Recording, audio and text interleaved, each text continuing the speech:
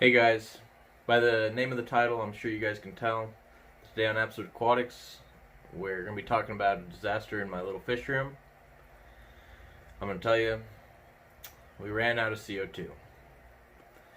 I was on a mini vacation and I came home, looked at the tank, and I immediately noticed there are no bubbles coming from the CO2.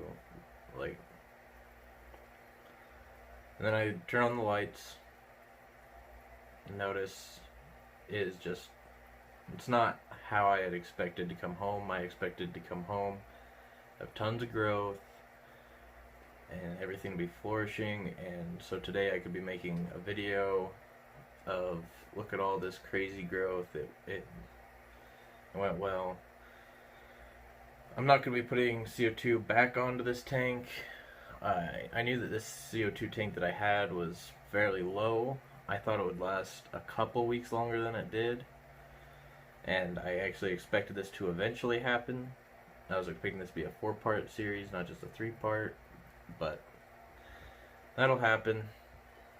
It's the world of fish keeping, and I will show you guys what we've got going on. No CO2. That CO2 turns on with my lights, and they've been on. Clearly there's no CO2 going. So the water's turned green. There's algae on the glass, not the grass. And it's just a mess. That happens because the tank was used to having CO2, and then when it suddenly doesn't anymore, it just really hits hard, you know? Like if it was a slow die-off, it wouldn't have hit this hard, and the algae wouldn't have bloomed so crazy.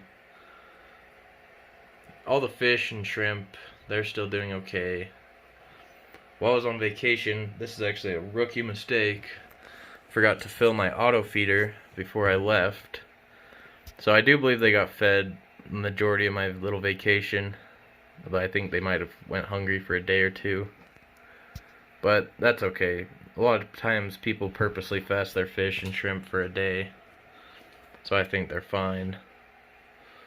And didn't have any casualties that I could notice. But even though the CO2 did go out, the plants are still doing great. That's why I purposely do really enjoy doing the easy plants. The most difficult plant in here, I personally think, is the Monte Carlo. And that's not really even that hard of a plant. I think you can grow it very lush and beautiful without CO2, but in a shallower tank.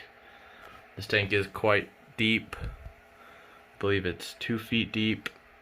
And I don't have a ton of light on this tank. It's well lit, but for a tank this deep with a Monte Carlo carpet, I would prefer to have more light than I do.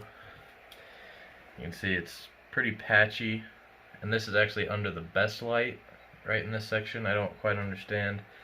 It's doing better over there where there's less quality light and more blockage of the light. That doesn't quite make sense to me. But I wanted to show you guys this. I think it's important, it's educational. And that's what happens when your CO2 runs out and you don't catch it fast enough.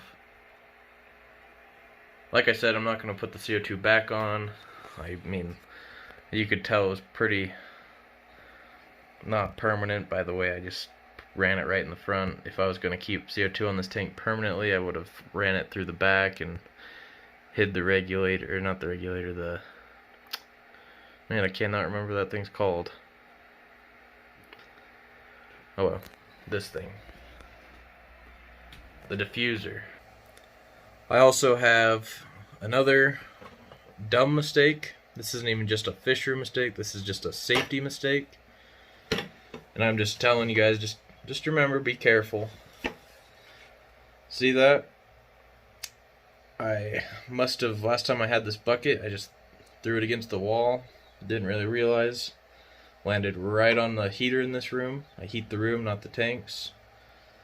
And this landed in the most perfect spot, right in the little notch of the baseboard heater, right where all the heat comes out. I'm really thankful that it didn't catch on fire or anything. It just melted the bucket a little bit. But just remember, everybody, be safe. Make good decisions with stuff like that. Just check your heaters. Make sure you don't have anything that's going to catch on fire or melt next to them. That's the other disaster that happened. Not real bad, I guess. It was dumb. It could have been much worse than it was. Just remind you guys, if you heat your fish tank, if you heat your fish room, make sure there's nothing that's going to catch on fire next to your heaters. Well, I guess I better clean this tank and get it looking good so we can end the video on a good point instead of being pretty depressing.